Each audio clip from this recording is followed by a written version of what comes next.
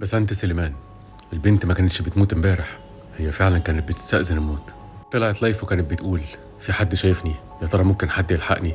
البنت دي قبل ما تنتحر قعدت ساعة كاملة لايف، ومعقولة ما كانش في حد من الجيران شايفها؟ زمايل، قرايب، من الأهل، من أي مكان، على كل السوشيال ميديا.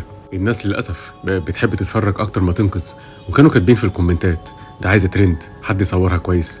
تخيلوا إن جه الوقت إن آخر لحظة في حياة إنسان بقت محتوى.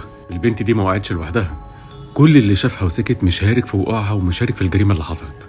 بس شاطرين قوي نكتب على كل الأكونتات بتاعتنا RIP، وللأسف الناس بقت بتستثقل تسأل حد مالك، وهتلاقوا دلوقتي بوستات طويلة عن الموضوع، ونفس الناس دي هتلاقيها بتختفي وقت ما حد يحتاجها، بس بتظهر وقت اللقطة الحزينة. لو حد جه في بالك دلوقتي عنده مشكلة أو تعبان وما فكرتش تقول له أنت كويس ولا لأ أو تسأل عليه، صدقني أنت بتعيد نفس الجريمة. مش كل الناس بتطلب مساعدة بصوت عالي، في ناس بتصرخ وهي ساكتة. فوقوا وراجعوا إنسانيتكم، لأن المرة الجاية ممكن يبقى آخر لايف لحد أنت ممكن تكون تعرفه، وصدقني ساعتها لو عندك دم مش هتعرف تعيش مع نفسك تاني.